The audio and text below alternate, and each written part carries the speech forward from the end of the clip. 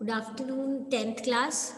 So, we are on chapter number 4 of economics, globalization and the Indian economy. So, basically, when we started the chapter, we have understood what is globalization, how it is important, और MNCs कैसे सबसे important role play करते हैं इन globalization. उसके बाद what is foreign trade and what is integration of markets. Then हमने ये पढ़ा कि एक एमएनसी जो है वो कैसे in which ways they actually do the investment in the in various countries, what are the ways, and then how it has actually affected and how globalization actually plays really important role in connecting the countries. ठीक है. Along with this, now we need to understand that what are the factors that have actually enabled globalization. Okay, so we start with this topic today. जिन factors ने globalization को बहुत boost up किया है, बहुत अच्छे से इसको प्रोसेस को कंप्लीट होने में या प्रोसेस को कंटिन्यू होने में हेल्प किया है, that is technology and liberalization of foreign trade and foreign investment policy. So we will study both of them in greater detail so that we understand that how does technology plays an important role in globalization. So first of all, when we start about technology, हमें पता है कि in the recent years there has been lot of development in the technological field.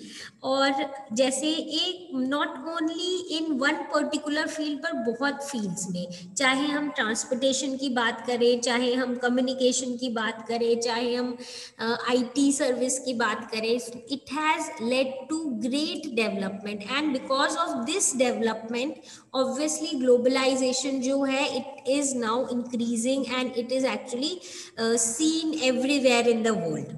Now सबसे पहले तो हमें पता है कि it plays an important role. For example, अगर हम ले पास 50 years में इतनी improvement हुई है, स्पेशली अगर हम ट्रांसपोर्टेशन की यहाँ पे बात करें, सो इससे क्या हुआ है, इससे फास्ट डिलीवरी ऑफ गुड्स हुई है, लॉन्ग डिस्टेंसेस पे लोगों का ट्रैवल करना, गुड्स का एक जगह से दूसरी जगह लेके जाना has become much easier and much cheaper. यानी कि लो कॉस्ट पे ज़्यादा अमाउंट ऑफ गुड्स जो है उसको ट्रांसपोर्ट किया जा सकता है from one place to the other. As they have given this one box in your book, if you have the book, you can open your book page number 62 and you will be able to see this, otherwise you can easily see it on your screen as well. Now इसमें लिखा है अब जो है बड़े बड़े containers होते हैं जिनमें इंटैक्ट बहुत सारे जो गुड्स आइटम्स है, they can be placed in them and then they can be carried on. ठीक है. So goods are placed in containers that can be loaded intact on to the ships, railways, planes and trucks. And obviously ये जो containers होते हैं इन्होंने बहुत तरीके से क्या किया, रिडक्शन किया है किस चीज़ में, जो प्रॉब्लम्स आती थी of transportation of things from one area to the other. Basically जो हैंडलिंग कॉस्ट की अगर हम बात करें, जो एक्सपेंस लगता था, जो ट्रांसपोर्टेशन कॉस्ट लगता था, that has decrease too in a great amount, huge amount. So basically इसके साथ साथ एक तो कॉस्ट ऑफ प्रोडक्शन या जो कॉस्ट ऑफ ट्रांसपोर्टेशन है वो तो कम हो ही रहा है, बट इसके साथ साथ और क्या हो रहा है, स्पीड बढ़ रही है. बिकॉज स्पीड बढ़ रही है तो ऑब्वियसली क्या हो रहा है, आराम से ट्रांसपोर्टेशन जो है वो पॉसिबल हो जाएगी और जो सामान है वो बहुत इजीली क्या होगा, इजीली पहुंच जाएगा एक जगह से दूसरी जगह. सो ऑब्वियसली इससे बहुत हेल्प हुई है in increasing the world trade, integrating the world together and somewhere that is globalization. So इससे greater volumes of goods can be easily transported, whether we talk about the water route, whether we talk about the sea route, whether we talk about the air route. हर तरीके से बहुत easily अपना transportation हो रहा है. Lot of goods are being traveled from one area to other, and because of which obviously we are able to increase our trade and our business, and big companies are obviously able to take lot of advantage of these technologies. ठीक है. Second जो हम इसी से related, वो पहला अगर अपना ट्रांसपोर्टेशन है, second we can look at it as development in the field of information and communication technology.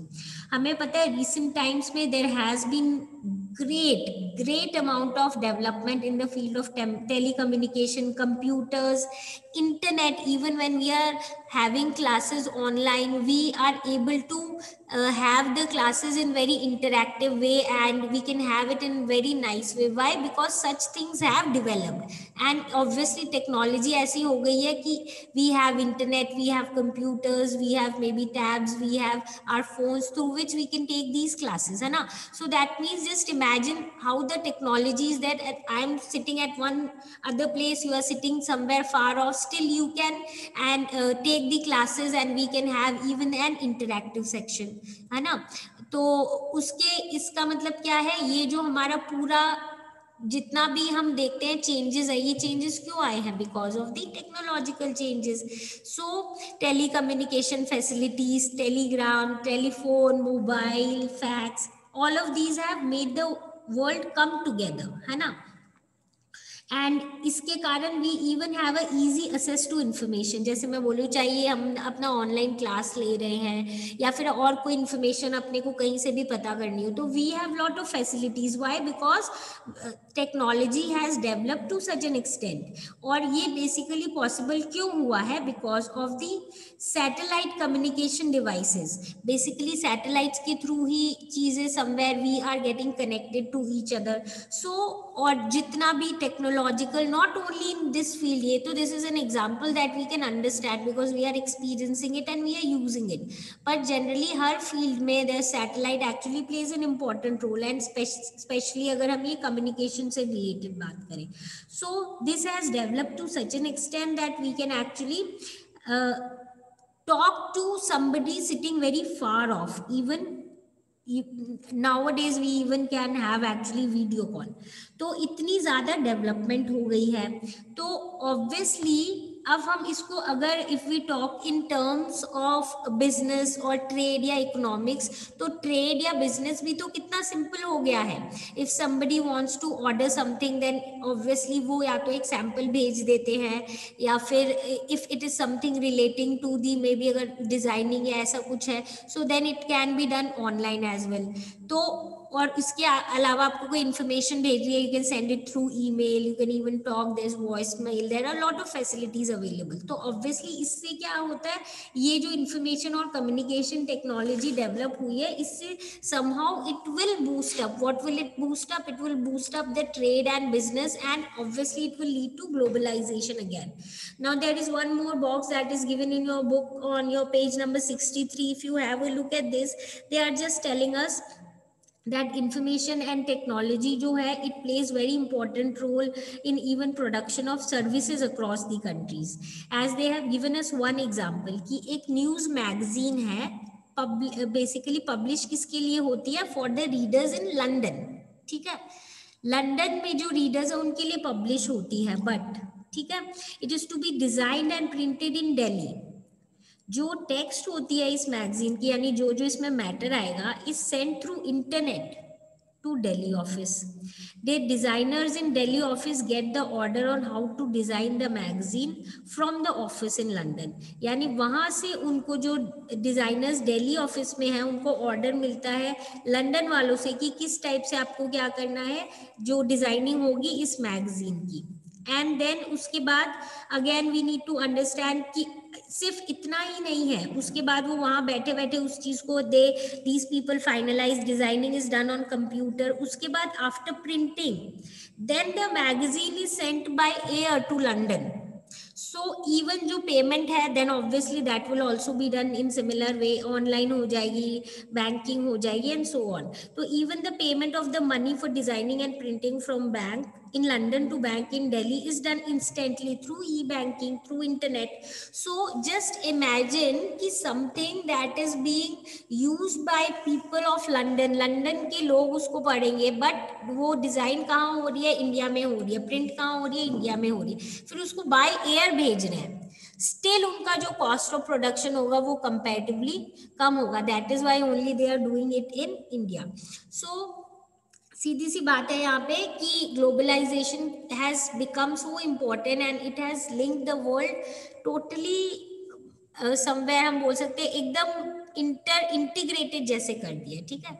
So there is this small thing that is given, you can say two people are talking, father and daughter, तो the daughter is saying कि ये तो बहुत अच्छी magazine है, हमारी school books ऐसी क्यों नहीं होती, टेक्स्ट बुक्स जो हैं। सो ऑब्वियसली जो फादर है वो बोलते हैं ये प्रिंटिंग प्रेस जो है ये बेसिकली ऑर्डिनरी इंडियंस के लिए नहीं, इसमें बहुत डिज़ाइन और बहुत स्पेशल क्वालिटी के बेसिकली लंदन रीडर्स के लिए होते हैं, because they can afford it. अपनी टेक्स्ट बुक तो है so that everybody could afford it, इसीलिए कंपेरेटिवली ऐसे मटेरियल और ऐसा चीज़ से बनती है कि रीडेबल होनी चाहिए, कंपेरेटिवली अच्छी क्वालिटी की होनी चाहिए, पर इतना भी इनका कॉस्ट नहीं होना चाहिए कि everyone can not afford it. So यहाँ पे अपने को बस इतना समझने की बात है कि ग्लोबलाइजेशन में टेक्नोलॉजी कितना इंपॉर्टेंट रोल प्ले करती है, that something that is being used by people of some other country is totally produced in our country, even उसकी designing and everything is decided and payment is also done online only, ठीक है। तो ये तो आ गई कि technology. अब आ जाते हैं one more very very important factor, जिसने अगर हम इंडिया की बात करें स्पेसिफिकली, ऑल्सो पूरे वर्ल्ड में, बट अगर हम इंडिया की स्पेसिफिकली बात करें तो इस लिबरलाइजेशन ने भी ग्लोबलाइजेशन को मतलब लाने के लिए इंडिया में बहुत इंपॉर्टेंट रोल प्ले किया। कैसे? Before moving on to what is liberalisation, let us move on to the background जो हम टॉपिक कर रहे हैं।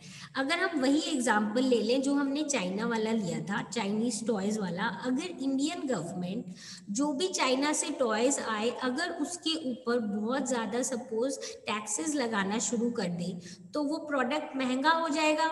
इफ़ इट इज़ एक्सपेंसिव तो ऑब्वियसली इंडिया के जो लोग हैं वो उसको नहीं खरीद के इंडिया वाले टॉयज खरीदेंगे, या अगर एट पावर भी हो, मतलब एट पावर मतलब ऑलमोस्ट सेम प्राइस हो गए तो भी लोग चॉइस हो सकता है इंडिया वाले टॉयज खरीद लें। तो उससे क्या होगा, इंडिया की जो बिजनेसमैन है, टॉय मेकर्स है, टॉय इंडस्ट्री है, उनको थोड़ा सा हम बोलेंगे बेनिफिट मिल जाएगा।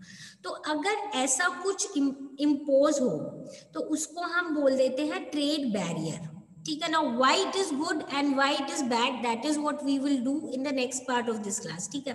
अब यहाँ पे हमें ये समझने की जरूरत है कि ट्रेड बैरियर होता क्या है। जब एग्जांपल है जैसे tax on imports is an example of trade barrier. Basically एक तरीके की रिस्ट्रिक्शंस होते हैं जो एक गवर्नमेंट पुट ऑन करती है, it put some restrictions on basically how to increase and decrease foreign trade, ठीक है। यानी फॉरेन ट्रेड को हमें अपनी कंट्री में बढ़ाना है या कम करना है, ये डिपेंड करता है कि उस कंट्री की गवर्नमेंट कितने बैरियर्स लगाती हैं टैक्सेस के ऊपर। अब आ जाते हैं कि हम लिबरलाइजेशन की क्या बात कर रहे हैं। जब हमारी इंडिया इंडिपेंडेंट हुई थी तब फॉरेन ट्रेड और फॉरेन इन्वेस्टमेंट पे बैरियर्स लगे थे, ठीक है। ट्रेड बैरियर्स लगाए थे इंडियन गवर्नमेंट ने। क्यों लगाए थे? इसीलिए लगाए थे बिकॉज जो इंडिया की इंडस्ट्रीज थी वो बहुत नेसेंट स्टेज पे थी, बहुत बस बनी ही थी, इतनी ज़्यादा टेक्नोलॉजिकली एडवांस नहीं थी कि बाहर की कंट्री में प्रोड्यूस गुड्स से वो compete कर सके, क्योंकि बाहर की इंडस्ट्रीज इतनी डेवलप थी कि वहाँ पे जो गुड्स प्रोड्यूस होते हैं वो और इतने मास स्केल पे प्रोड्यूस होते हैं कि अगर वो इंडिया में आके बिकेंगे तो उनके प्राइस जो है वो इंडियन मेड गुड्स से बहुत कम होंगे। तो अगर इंडियन मेड गुड्स महंगे होंगे तो लोग जो है वो चीप गुड्स खरीदेंगे, और अगर लोग इंडियन गुड्स नहीं खरीद के बाहर वाले कम प्राइस वाले गुड्स खरीदेंगे तो धीरे धीरे इंडिया की जो इंडस्ट्रीज है वो फिर से डिक्लाइन होने लग जाएगी, वो राइज तो हो ही नहीं पाएगी। सिंपल टर्म्स में हम बोल सकते हैं आफ्टर इंडिपेंडेंस हम लोग इतने अपनी इंडस्ट्रीज जो हैं इतनी डेवलप नहीं थी कि वो फॉरेन कंपटीशन को जीत सके या फॉरेन जो प्रोड्यूसर्स हैं उनसे compete कर सके। सो इसीलिए उस टाइम ज़रूरी था ऐसे ट्रेड बैरियर्स को लगाना, ठीक है। तो इंडस्ट्रीज अपनी अराउंड 1950s 1960 बहुत डेवलप हो रही थी, और अगर इस टाइम पे उनको इम्पोर्टेड गुड से compete करना पड़ता तो हमारी इंडस्ट्रीज जो हैं वो डेवलप हो ही नहीं पाती।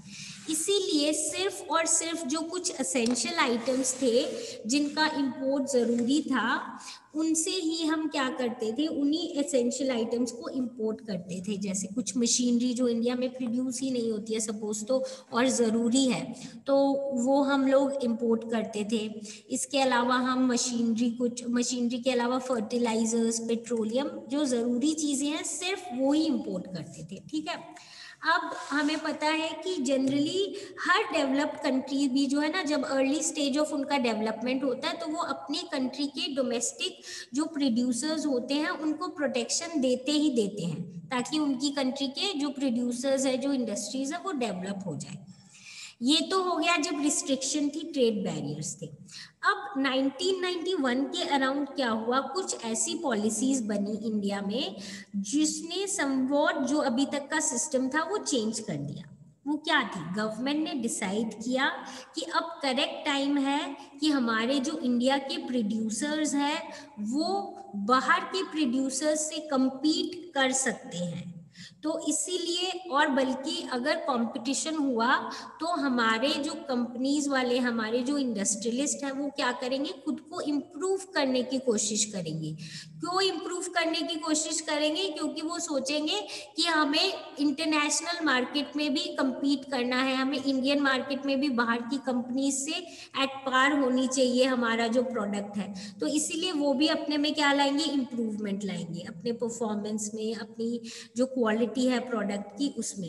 इसीलिए दे फेल्ट कि अब ज़रूरी है, अगर हम चीज़ों को, ट्रेड बैरियर्स को कम कर दें तो ऑब्वियसली उस कंपटीशन से एक तो हमारे जो प्रोड्यूसर्स हैं वो अब इस केपेबल हो गए कि वो compete कर सके। सेकंड, अगर कंपटीशन होगा तो वो इम्प्रूव ही करेंगे अपने आप को। ठीक है, तो और जब ऐसा इंडिया ने सोचा और इंडिया ने करना चाहा तो बाकी सारी इंटरनेशनल बॉडीज ने भी इस चीज को सपोर्ट किया, इंटरनेशनल ऑर्गेनाइजेशंस, क्योंकि समवेयर इंडिया का मार्केट भी तो उनके लिए खुल रहा है। अगर हम अपना सामान बाहर भेजेंगे तो बाहर का सामान भी तो इंडिया में आएगा। तब ये जो बैरियर्स थे फॉरेन ट्रेड और फॉरेन इन्वेस्टमेंट में, इनको बहुत हद तक रिमूव कर दिया गया। इसका मतलब था अब गुड्स इंपोर्ट भी किए जा सकते हैं आसानी से, एक्सपोर्ट भी किए जा सकते हैं, फॉरेन कंपनीज आके यहाँ पे सेटअप कर सकती हैं अपनी फैक्ट्रीज एंड ऑफिसेज। अब ये जो पूरा प्रोसेस है इसको हम बोलते हैं लिबरलाइजेशन, मतलब रिमूविंग बैरियर्स और restrictions set by the government is what is known as liberalisation. We have already studied in our history that geography इसमें हिस्ट्री में कि लिबर का मतलब क्या होता है, फ्री। तो यहाँ पे फ्री क्या है, मतलब फ्रीडम ऑफ समवेयर ट्रेड। ठीक है, तो लिबरलाइजेशन क्या हो गया, लिबरलाइजेशन समवेयर डूइंग ट्रेड में रिस्ट्रिक्शंस कम होना, ट्रेड बिजनेस इनके कारण अब बहुत ये लोग थोड़ा फ्रीली डिसीजन ले सकते थे, चीजें इंपोर्ट और एक्सपोर्ट अच्छी तरीके से होने लग गई थी। गवर्नमेंट जो है वो भी क्या कर रही थी, बहुत रिस्ट्रिक्शंस को रिड्यूस करती जा रही थी और लिबरल होती जा रही थी, so that what happened, so that the countries actually can import and export both things। बाहर की कंट्रीज भी कर सके और इंडिया जो है, इंडिया भी क्या कर सके, दूसरी कंट्रीज के साथ अपना ट्रेड जो है वो कंटिन्यू कर सके। ठीक है, now when I was talking about कि जब लिबरलाइजेशन की बात हो रही थी इंडिया में, और जब लिबरलाइजेशन इंडिया ने स्टार्ट करने का सोचा, अपने इंटरनेशनल ट्रेड को लिबरलाइज किया, थोड़े लिबरल ट्रेड ये सब किए, तो आई सेड बाहर की जो इंटरनेशनल कंट्रीज और ऑर्गेनाइजेशंस है वो क्या कर रही थी, इंडिया को सपोर्ट कर रही थी इस चीज में, किस चीज में, कि हाँ लिबरलाइजेशन आना चाहिए। ठीक है, तो ये क्यों हो रहा था और इससे रिलेटेड कुछ पढ़ लेते हैं।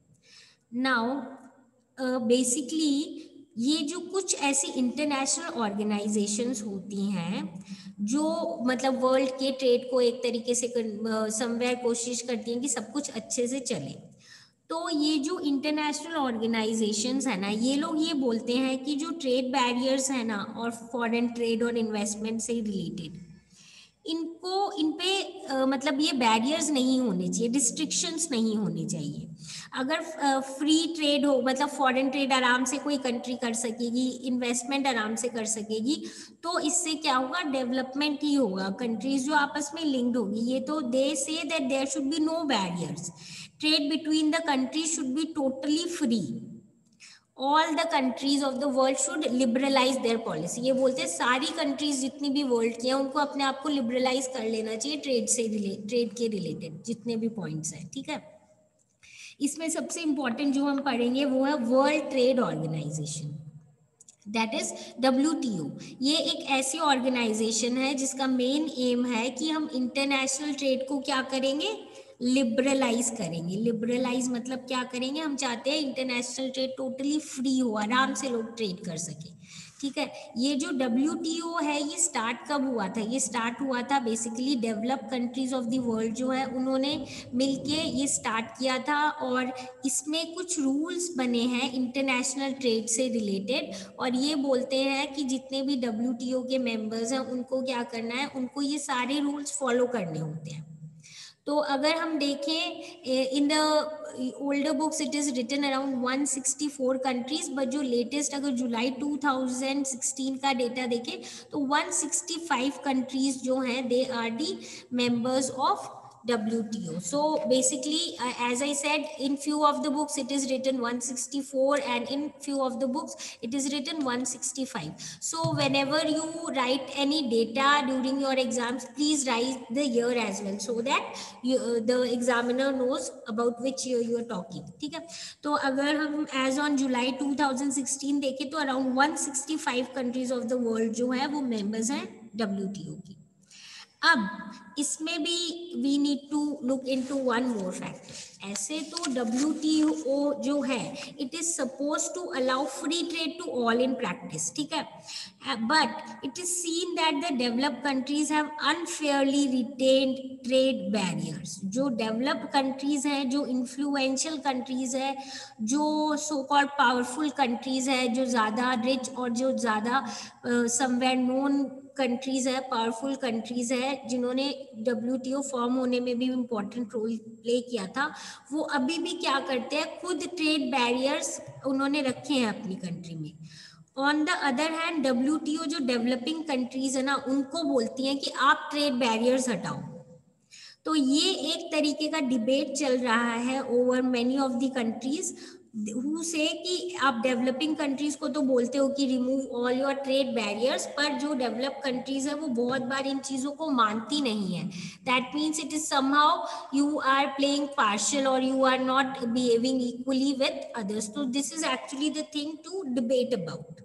Okay, we have seen already बहुत बार ये जो पावरफुल और इन्फ्लुएंशियल कंट्रीज है ये बहुत बार पावर को अपने हिसाब से यूज करती हैं और थोड़ा सा they actually work according to themselves and don't listen to such groups and organisations many times because they themselves are very powerful and influential part of that those groups only, that is why.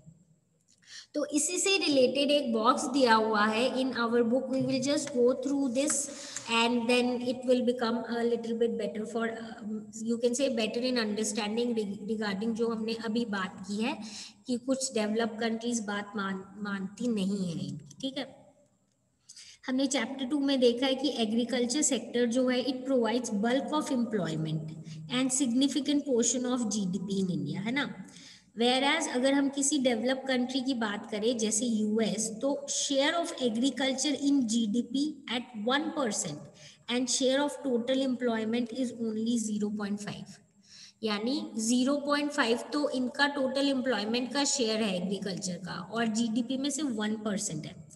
Yet this very small percentage of people who are engaged in agriculture receive massive sums of money from US government for production and for export to other countries. अब US क्या करती है, अपने जो farmers है ना उनको बहुत फॉर्म में एक्स्ट्रा हेल्प देती है, सब्सिडी देती है, बहुत पैसे देती है कि आप अच्छी तरीके से एग्रीकल्चर करो, ठीक है, ताकि आप जो आपका प्रोडक्शन है वो अच्छे से हो और आप उसको अदर कंट्रीज में अच्छे से एक्सपोर्ट कर सको।